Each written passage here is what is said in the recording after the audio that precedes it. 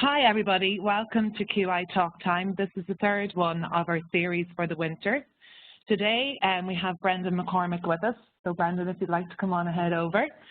We're broadcasting from Dr. Stephen's Hospital here, and in the room we have a number of the QI facilitators on Person-Centeredness programme joining us today. I hope you can all hear okay. We're just going to get started now and give you a little bit of an introduction. So Brendan is leading out on the Person-Centered Practice Development Programme here in the HSC. He's widely recognised across the world as a leader in this area. He has partnered with a number of different countries and universities and holds a number of nursing professorships. So we're delighted to have him today speaking to us on person-centeredness. He's a particular focus on the use of arts and crafts and creativity in the healthcare and research area.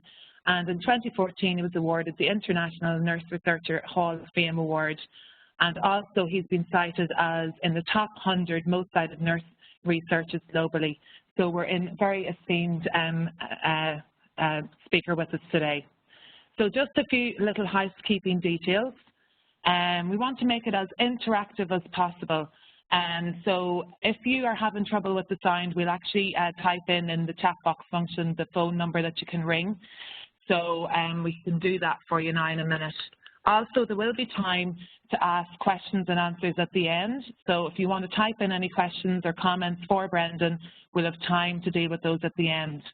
Also, if you want to follow us on Twitter, the web address is @QITalktime. So without further ado, I'm going to hand over to Brendan, who's going to be speaking to us today. Okay.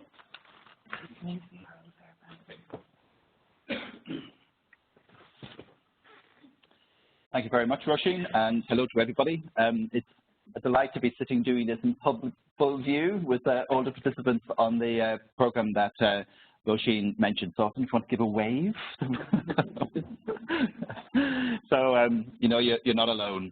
I've been asked to do this talk time on what is person-centered practice, which I'm assuming that lots of people will know lots of things about, but I thought I would introduce some fundamental ideas and then kind of give some examples, and hopefully, and we'll have lots of time for some questions then and some discussion about some of those ideas. And some of those questions and discussion might be coming from people in the room with me, but also from on those of you on air. So look forward to that.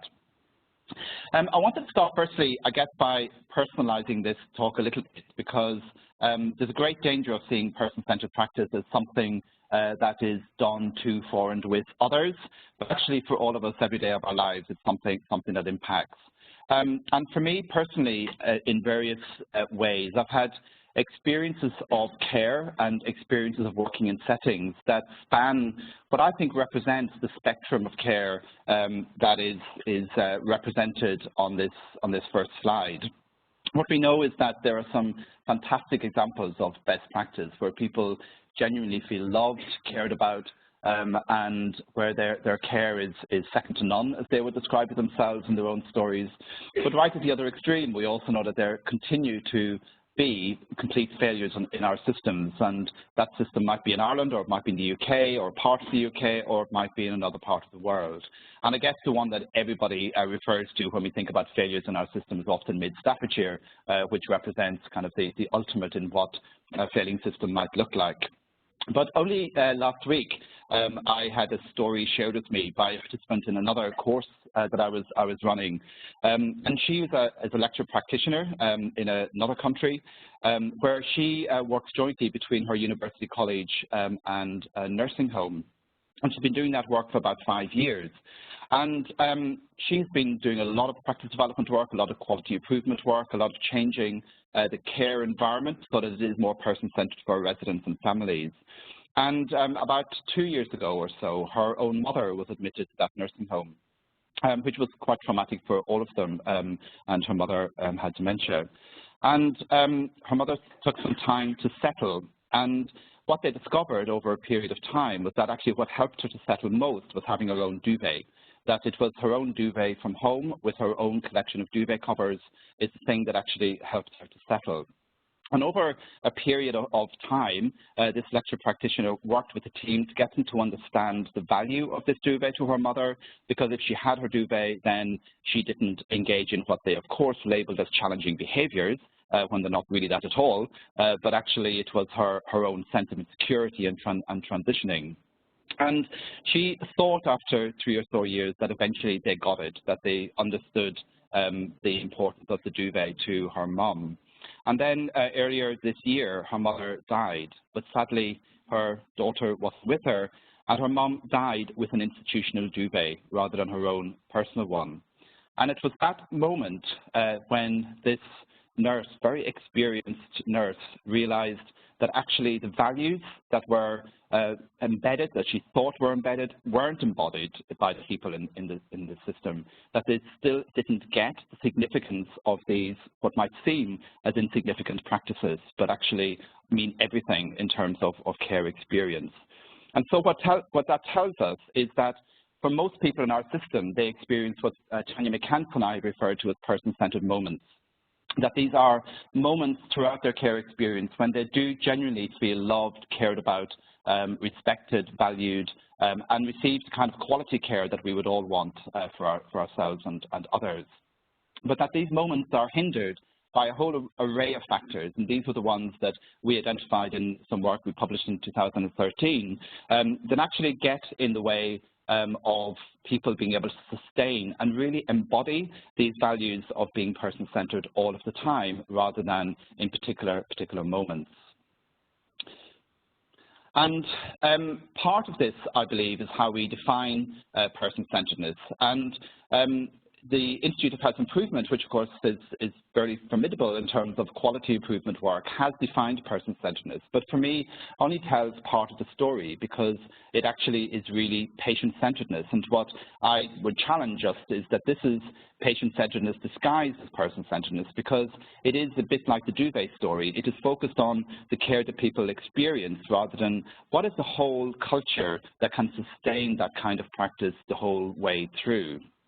And Jan Dewing and I recently published a definition, or an editorial, challenging this idea about how do we actually define person-centeredness, because it's our contention that in most of the literature, people aren't actually talking about person-centeredness, they're talking about patient-centered care. And that is only one part of having a person-centered culture that is able to sustain the kind of work that we're talking about for all. So in our work, we define person-centeredness as thus: that it is fundamentally about healthful relationships. It's fundamentally about the quality of relationship we have with each other day after day. And unless we change those relationships, unless we change these relationships that actually help to sustain us and nurture us, then we will never have any more than person-centered moments, that there will only be moments in time when people experience these kind of care. And a healthful relationship is a nurturing relationship. It's an energy-giving rather than an energy-draining relationship. And we all know in the various contexts within which we work that it's very hard to sustain those kind of relationships and to develop them in the first place. They're not easy to do, and they're not done by short projects. But those relationships have got to be as strong among team members and colleagues and managers and staff as they do among staff and care receivers and their families and communities. And that is underpinned by a collection of values, which I've identified here, but also by the focusing on creating cultures that really help people to feel empowered, where they feel empowered to continuously develop their practice, to continuously develop the kind of relationships they want to have and they know that are possible to have, but that various things in the system stop them from doing so. So when I talk about person-centered practice, it's this that I'm actually talking about, not just patient-centered care. However, we do know that that requires a lot of culture change, and I know there's interesting dialogue in the literature at the minute about whether culture change actually ever exists or whether it's really about changing individual behaviours, and I've been challenged on that myself recently. But I actually believe passionately it is about changing cultures. It's not just about changing behaviour. Some behaviour change is needed, as this slide suggests, which is that we have to unlearn things before we can learn new things. But it is also about the whole nature of the system within which we work if we are going to genuinely create these kind of experiences. And at the moment, there is a proliferation of of projects and innovations that are all focused on trying to, in my view, bring about more effective care, more effective person-centered care. And these are just some of them that every day clinicians in most centres and systems around the world are implementing. And my feeling about these is that there's nothing wrong with these and the many, many others that exist, but they are not getting at the heart of the culture change that is needed. And even colleagues who I work with in Scotland at the moment are really challenging the sheer number of innovations that are coming their way, all with that same intention of creating more person-centeredness. But actually, the reality is it's not getting at the heart of the issue. And here's just one example of that, which is a review of protected mealtimes. I have been a nurse for a very long time. I won't say how long, but in the unit that I ran in Oxford back in the early 90s, we had protected mealtimes. And so in lots of ways, protected mealtimes is not a new thing, but it has become a new innovation in itself. But this is a review of protected mealtimes done in a number of units in England, done by the Patient Safety Agency, and it shows the barriers to implementation.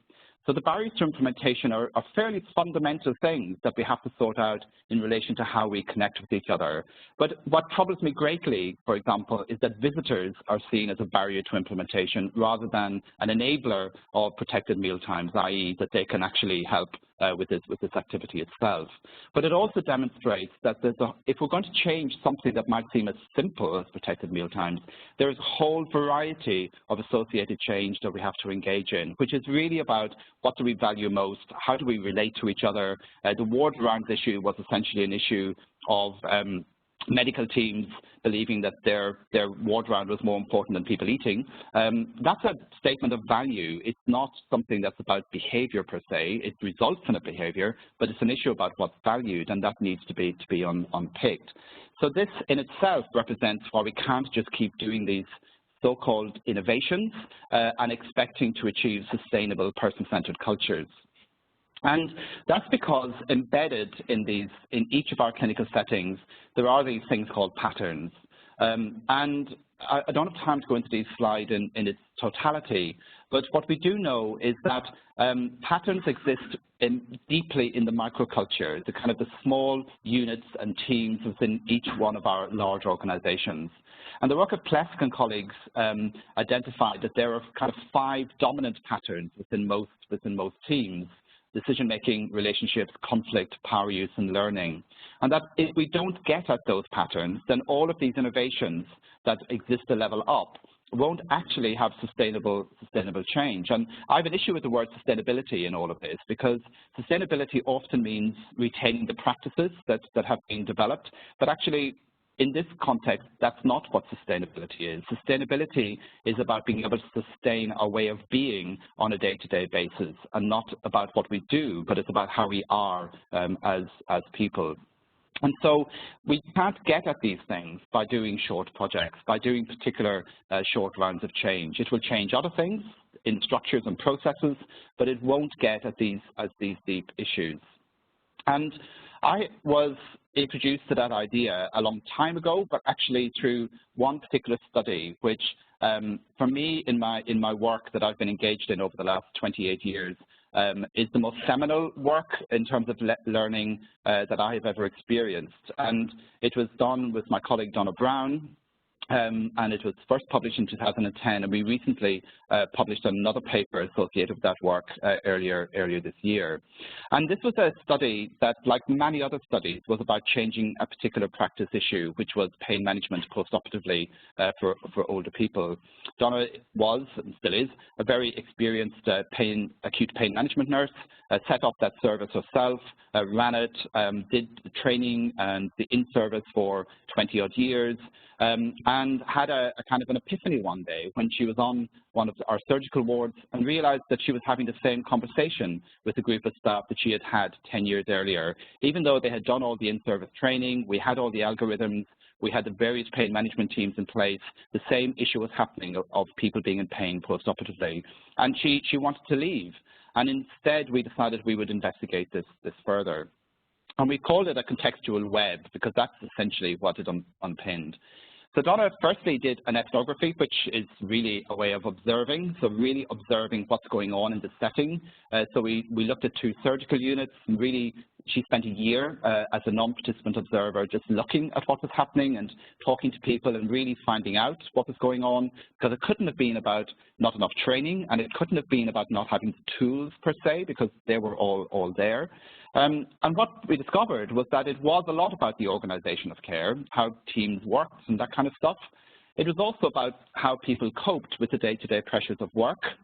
And it was, of course, about whether people used the tools that they had at their hands. So in some ways, that's easy to fix. You sort out the team working, you give people more training around being more resilient and coping, and you put some more audit and feedback in around pain assessment and practice. But actually, the reality is that's not really going to hit it. So what we then did, I'm just ignoring that bit, we then set up a 2-year action research study where we worked with those three issues, those 3 topics, through some group work. And what we essentially did was invited people to a lunchtime session, initially for an hour every week, and we fed them to drive them to come there. And then we moved it to eventually being an hour a month. There were open sessions, anybody could come, they weren't closed, so anyone within the team could come along. And through conversation, we discovered that actually it wasn't really about those 3 things, it was really about these 3 things, which was communication across the interdisciplinary team, the number of interruptions that the nurses in particular experienced, which really represents a kind of a lack of respect for their role and what it was that they were doing at a particular time, and of course pain assessment, which still wasn't being done properly. So the conversation started about that, and a year later, what we really discovered through these conversations was that actually these 3 issues in themselves weren't the real issues that were going on. What was really going on were issues of power and who held power within the team, so that influenced whether people used the right evidence or not, which surgeon had their favorite things that irrespective of the evidence they were going to make happen, how more senior nurses treated more junior nurses, people feeling oppressed because of that, because they didn't really feel they had the autonomy to make decisions. Of course, that leads to a lack of trust and a lack of autonomy. And the one that shocked me, I guess, the most was them feeling they had a lack of support. And at this point in this organization, we spent a couple of £1 million a year on staff development and training, and yet staff felt unsupported. And in the middle of this was this thing called horizontal violence, which is what happens when people don't feel psychologically safe, where people feel criticized, they feel undermined, they may have a good idea they want to practice with, but they're told, typically, we've tried that before and it didn't work, so you can't do it again. And so they feel like they're being put down. And what we did over that 12 months was map all these patterns. And I'm just going to shoot through these quickly because I want to show the impact of them. So these were all the mapping to show the connections between all of these things.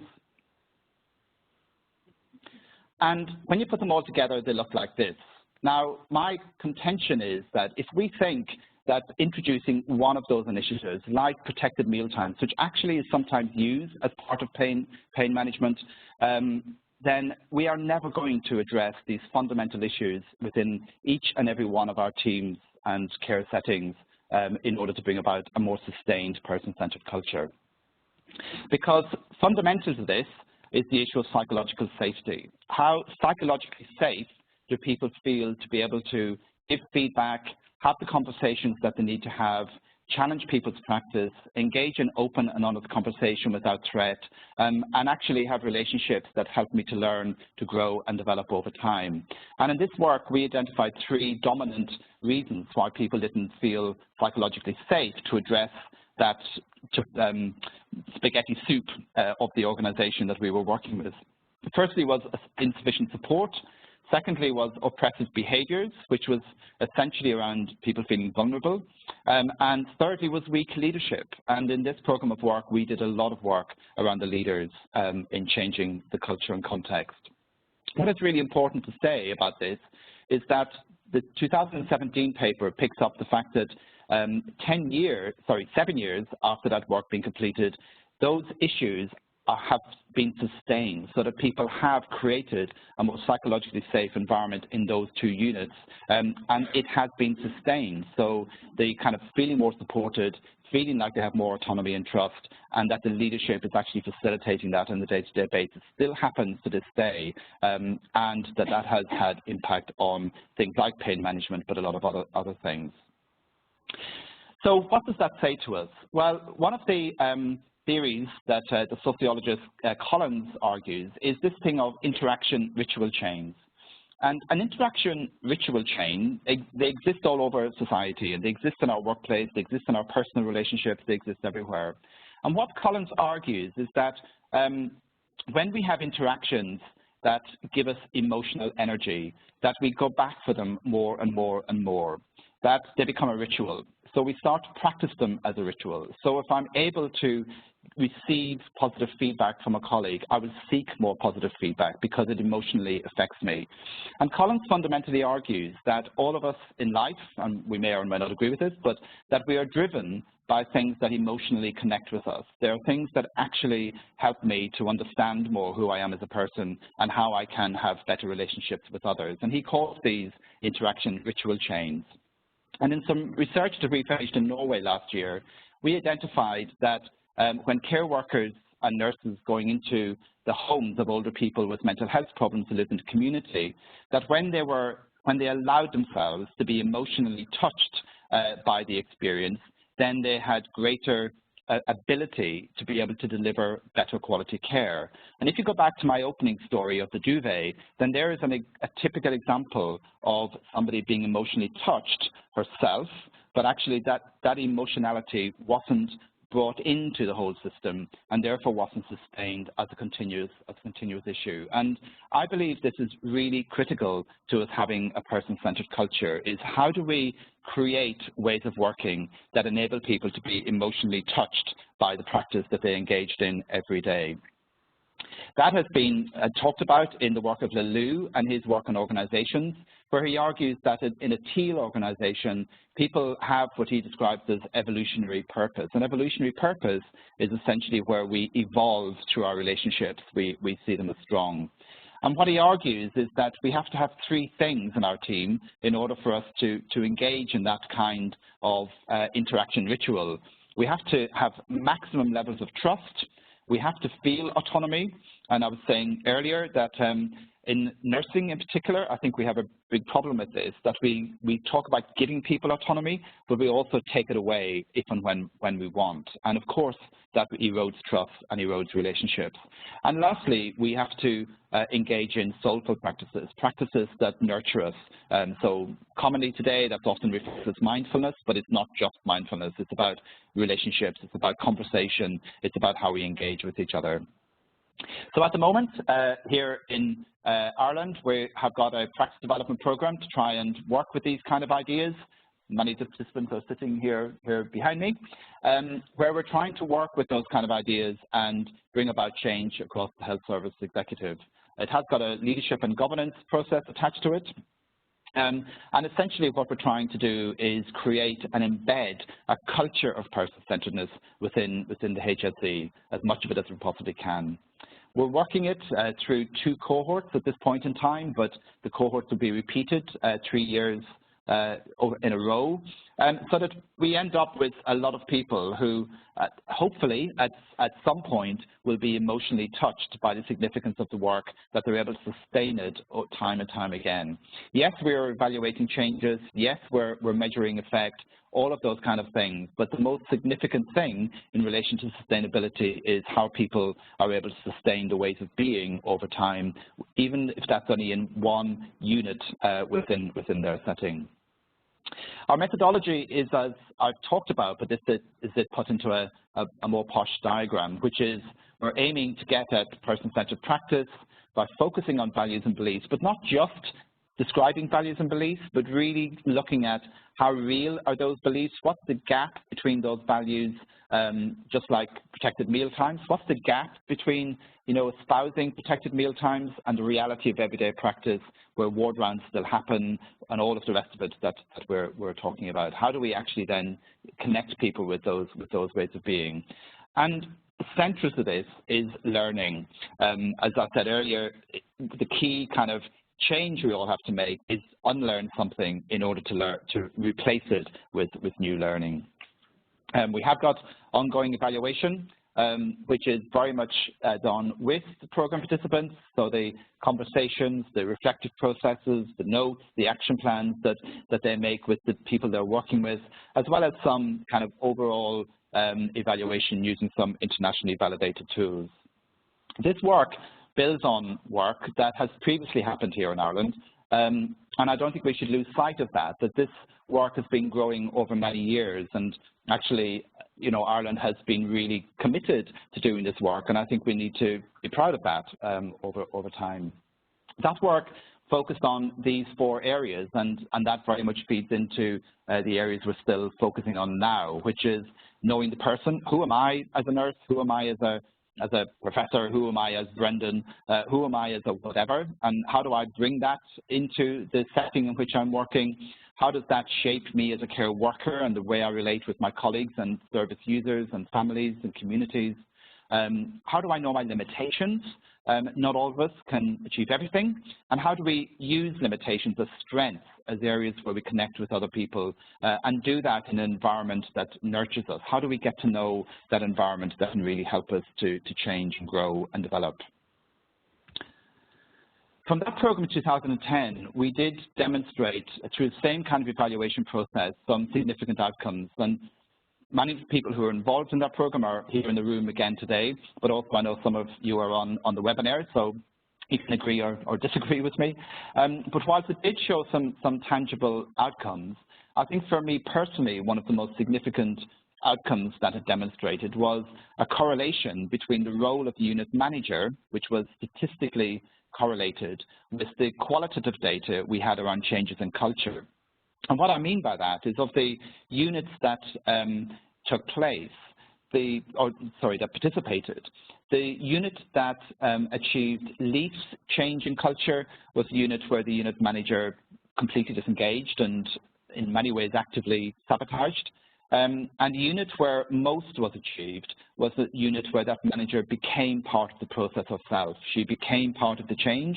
She became part of the culture change, of the leadership, of the facilitation, of its sustainability. And to this day, that is still sustained within that particular unit. So there's lessons for us in relation to the kind of leaders we want to sustain person-centered cultures.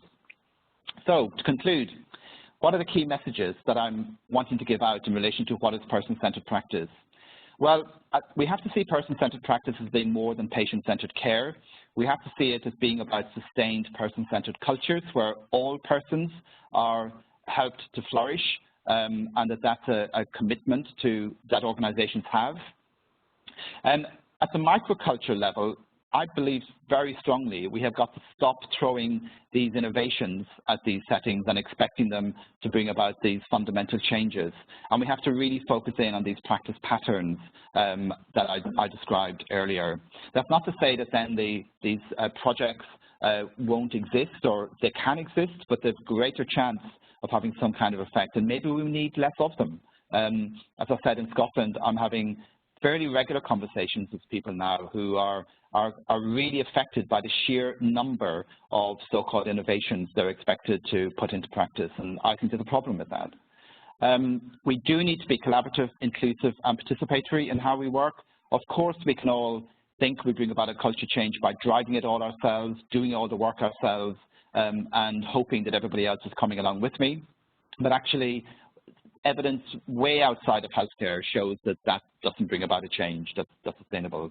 And lastly, I do think we have to think about training. We have to get away from this idea that we send people on courses, we can train them into new behaviors without ever thinking about how they have to transform, because to really flourish, then I have to unlearn what I've taken for granted and relearn new ways of being. Thank you.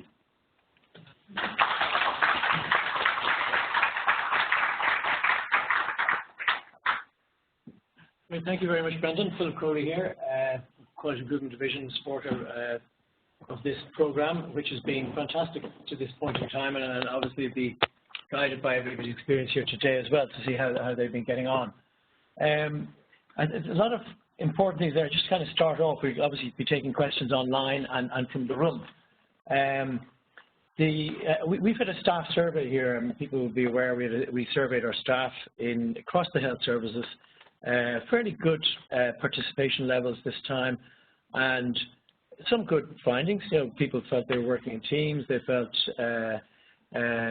some of the relationships were effective. They were valued. But then other findings that were very worrying, I would say. And people felt, for example, quite low percentages felt they had control over their own workplace in any way, you know, that they had any way of really influencing how they work. And that seems to be kind of at the core of some of what you've been talking about. That's a challenge for us. Have you any thoughts on what we should be doing to address that? I mean, obviously this is part of it. Yep.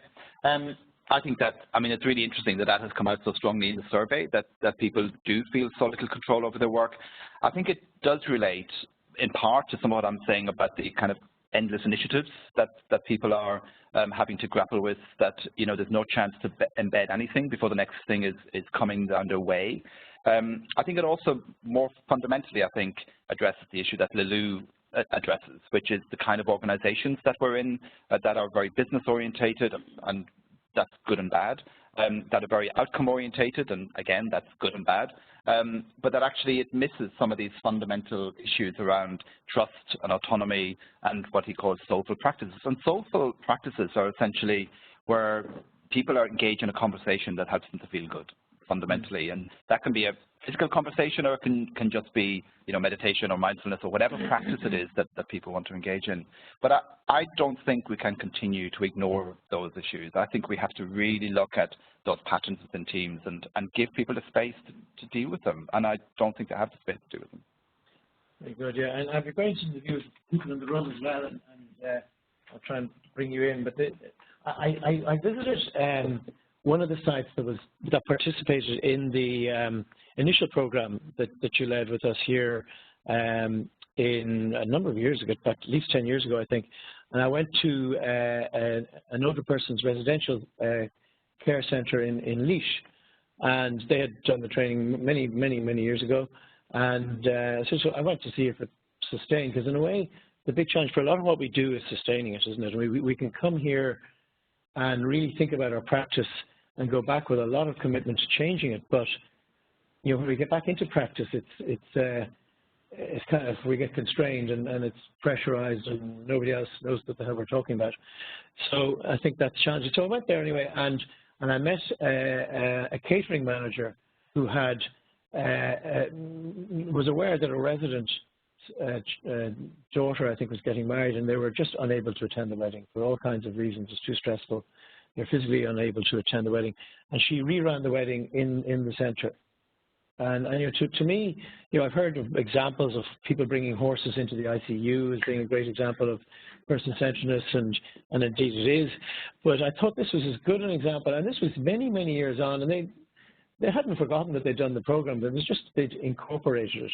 So I suppose in a way our challenge is to sustain this, and I wonder what your thoughts are on sustainability, and what your thoughts are on sustainability, and how we can help you sustain this, because you're obviously going to go out and work with other people. So just kind of thoughts on sustainability. Yep, and it's great to have seen that example. It was 10 years on from when it started. And I guess for me, that's why we have designed this program in the way we have. I increasingly believe that sustainability comes from having enough people in the system who understand these ways of working. That if you can kind of really flood the system, which is what we're trying to do here. In theory, over these 3 years, we would probably have about 1,500 people, you know, who will have participated in some way with this kind of work. That's a lot of people dotted around the country in the system. Still not massive, and you'd want treble that. But actually, the sustainability comes from those people who actually really embody these ways of working, not the doing. And so you get those outcomes from it. You get the rerunning of the wedding or changing that, whatever it might be.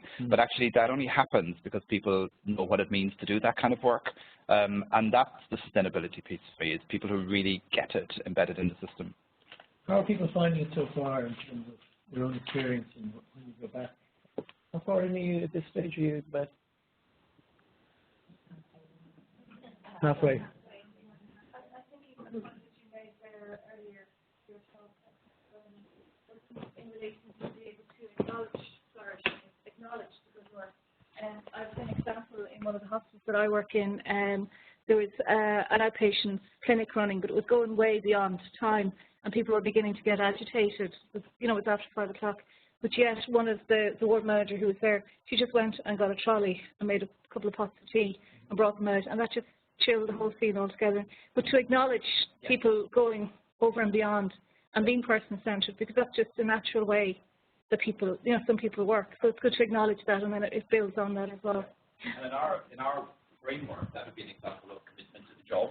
So commitment to the job doesn't mean working extra hours to get all the work done, or it actually means those kind of quality commitments, that it really shows I'm committed to actually acknowledging the situation these people are in right now and doing something to help it. Great example. And the power of the cup of tea is not to be underestimated. Do people feel they work in a situation of psychological safety currently? I mean, I think it's a really important concept. Maybe, I'm not sure how much you've discussed it, but it's something I talk about as well. And if you don't feel safe to say, hey, I think things are going wrong here, or I'm not sure we're doing this the right way, you don't feel safe to say that care is not going to be good, because everybody should feel safe to raise a concern. And if we could create an environment through this work and other work where people really felt safe to raise any concern they had about patient care or service user care, that would be a much better health service, I'm pretty sure. Do you feel? We're also surprised at how staff are liking the program and how they're engaging with it. So I think it was a worry for all of us that we come in with this and they'd say, what's this all about? We're doing arts and crafts for an afternoon, or we're doing, and I have so much else to be doing. And that was one of our worries, I think, Brendan, that when we were sort of afraid going out that this is a completely different concept. We were asking people to think differently and to do differently, and we were all surprised at how staff want to engage with it, how they are recognizing their own values, how, and how the issues are coming to the surface eventually, and they're appreciating that it's a safe space. And it takes a little bit of time, I suppose, to get to that point, but I think it's a good exercise from that perspective, that it is a safe space for staff to. Yeah. And the idea about psychological safety, then, do you feel that's something that we need to work on? Do you think it's an issue for where we work? Yeah. I mean, it's obviously variable in every different work setting, but I mean, I remember as an intern, I remember I was put with this individual, I think it's some form of punishment, but it was psychological warfare, really, is all you could really describe it as. There was nothing, it couldn't be, if there was a spectrum, it was on a real outlier on one side. So I suppose I know what the extremes are like, and it's all great. We've covered something, I think, which is also very important. It's about receiving feedback and allowing people to challenge you and finding that they have a safe space in which they can challenge, and it's not seen as, as something that is to be, pushed to the corner, that we can take feedback, we can take constructive criticism, if you like, to make things better, and that there isn't a payback to the person that dared to put up their hand and say, actually, I'm challenging this because I don't actually think that that's right. So that's part of the culture around it, that people are enabled to be able to give, positive feedback as well as challenging behaviours, I suppose, that aren't aligned with flourishing. Yeah. And do you think we're good at challenging behaviours generally? I think we're not good at. I think we have to try and find a way for all personalities. I think it's a personal thing, and it's what people value themselves. But it's to provide the space to allow people, even the person that isn't a bit gobby like me, to be able to say, that they have a say in what's going on, and that they just don't sit back and be compliant.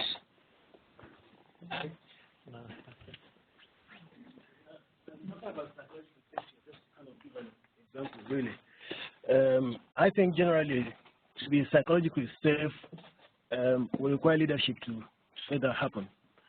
Because where the unsafety is when people begin to look at hierarchy, and hierarchy creates that lack of safety. And so if if I can't speak in front of my manager what the issue is, it is because he or she is my manager, and I don't know the consequence of me saying something, so I won't be able to say something. So I think to make that happen and to make it sustainable, it requires true leadership from the person who is the leader to actually reduce the hierarchy or actually eliminate the hierarchy completely. And to me, the best way we try to do that, which is a learning we got from here, I got from here, was to go back to my workplace and to develop shared values with the staff. And those shared values don't have hierarchy to them. Everybody is equal. If I want respect, you deserve respect. Everybody deserves respect. Equity, equality, whatever. It has no hierarchy to it. It doesn't matter where you are at in the wrong. Everybody has that level. And to communicate that all the time to staff, that it doesn't matter what, you are free on the basis of the values that we have developed to communicate and to say your opinion, say your views, say whatever you want to say, and that there is no penalty to that. Because that is the way you feel, and it's on the basis of our agreement anyway. It is a shared value. If we agree that this is where we're going to work, then that is where we're going to work. Then it has nothing to do with hierarchy then. But then we have to be respectful in the manner as well that we bring across our views, our opinions, and our beliefs across so that we can understand one another. And by doing that, there has been, surprisingly, you see staff who had probably wouldn't be able to speak up before, have begun to speak up because they feel that it's safe now to speak. I've been given permission to do so, and I can do that, and that's working. And staff who wouldn't speak to their colleagues because of the hierarchy are challenging their colleagues around culture that is in the workplace and looking for ways to make changes in those cultures and actually on their own instigating those changes, even though they would have considered themselves lower in the rank in the workplace and wouldn't have the power to make that change. That's an interesting point, isn't it? I mean, we do work in a very hierarchical organization. Everybody knows what grades people are, and that's important in terms of our recompense. But it's way more important than that sometimes in certain settings. I think what Brendan really brought to the fore in the talk was bringing out this issue of power. It's not something that we often talk about. But I don't think you can talk about healthcare really without talking about the importance of power. So I just wonder if you have anything to kind of add about how we kind of unpack that.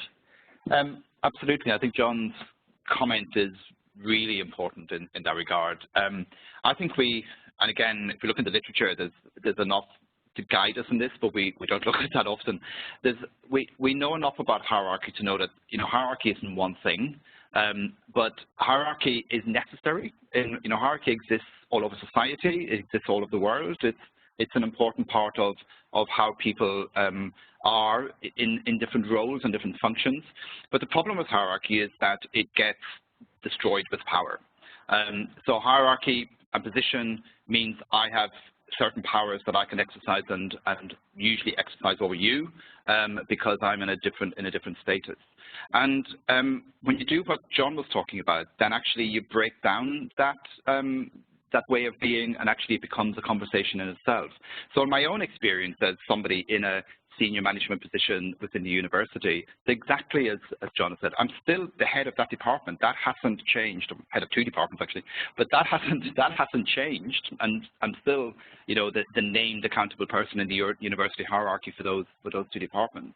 But our ways of working within those teams are exactly as John said, which is that we have a set of values and a philosophy and a way of working. That means I am as challengeable as anybody else within that team. And Debbie's nodding, thankfully. But, that I'm not above any of those challenges. I'm not above direct criticism if it's necessary. I'm also not above praise. I'm not above people giving me feedback to say, you know what, that was good, because I need it just as much as anybody else does. And that's a very, very different thing, to the point that actually that team, I would say, is very much self-managed on a day-to-day basis, and that I hold more of a position to try and facilitate that than it is to be the head. And I think that's where we have a huge amount of work to do, of separating out necessary hierarchy because of society and power that people exercise, and how we actually level that out. So for me, it's such a massive issue, and one that organizations generally are not really addressing. Yeah. comment coming in online here, I think. Just one comment from Michelle Hardiman. She was on the original programme in Ireland and wants to concur with Brendan that the role of the clinical nurse manager is vital to the importance of changing the culture. But interestingly, she's saying that she would like to add that the role of the senior manager in enabling the work-based facilitators, like the people in the room here, to challenge and support the practice and to really support their work out in services, which is a key thing which we were discussing earlier. So any comment on that? Hello, Michelle. I think you've raised another interesting issue, which is about how the hierarchy, and I think some of the people in this room are experiencing this, how the hierarchy gets in the way of actually the work that needs to be done. And I do think that's where people in the roles that many of the people in this room are, and Michelle herself in the previous program, and Lorna and many others, actually really do need active support. It's not enough for senior managers to say, yes, we support you doing this program. You go away and do it and tell me, when you need some help. It's just not enough. A real example of that is one of my doctoral students who is in Norway, part of a very, very large Norway-wide study implementing restraint-free practices in nursing homes. We identified, again, statistically, correlation between the leadership function, the management function, and the restraint-free practices. And again, the same as the study that happened here in 2010 in the previous program, there was an absolutely direct correlation between the nursing home managers who became active participants in the program, who facilitated, who supported the named facilitator to do the best job that they could do, who kind of tried to help with resources, tried to make things a bit easier, and them introducing restraint-free practices. Absolutely so, and they became part of that process. So I don't think we can ignore that leadership bit and that management bit and the responsibility that senior managers have for actually creating that context. Thank you, Brendan. I think we probably should be winding up at this stage. We always try and keep to a very tight time scale. Just to say, thank you very much, Brendan, indeed, for doing this on top of everything else you're doing today and making it kind of available to a wider audience. Thank you all for participating in the program. It's something else, really, when I'm very aware of what's working in the front lines. Like, I still work in the front line myself. And it's great when the trolleys come past to make a nice noise. To come out and do something like this and commit to taking up this kind of leadership role you're going to take up is a fantastic thing. And there's just no shortage of that in our health service, despite everything that happens to it, everything that happens to all of us working in it, and the morale issues that we concern ourselves with. There's still tremendous willingness on behalf of frontline staff to front up. So, really well done to you all. But we're undertaking this program ourselves in our division. We got our own staff survey results, and I thought it would be 100% great leadership, fantastic, whatever. Everybody's great guy, great woman, and all great people, and all very happy, all feeling very involved, well communicated with, empowered, etc. But no, surprise, surprise, we stripped out our own survey results from the survey, and we have issues to deal with in our division, which is good. It's good to know that, and way terrible not to know that. So part of our way of addressing it is to undertake this program within the division. So we'll keep you posted as to how we get on with that. It's going very well so far. So it's just thank you very much, Brendan, indeed, for participating in this way with us. Thanks. And just one final comment, just to say that all of the WebExes are linked into the Framework for Improving Quality, which you will find on the Quality Improvement website, the link below. And also we just recently launched the Improvement Knowledge and Skills Guide, which you may find interesting if you're trying to do some quality improvement work in your local institution. And just lastly then, actually, Philip will be back with us for the next talk time on the 7th of November at 1 o'clock, and at that we will be covering all of the framework elements and also going into some detail on the knowledge and skills guide. So thanks a million.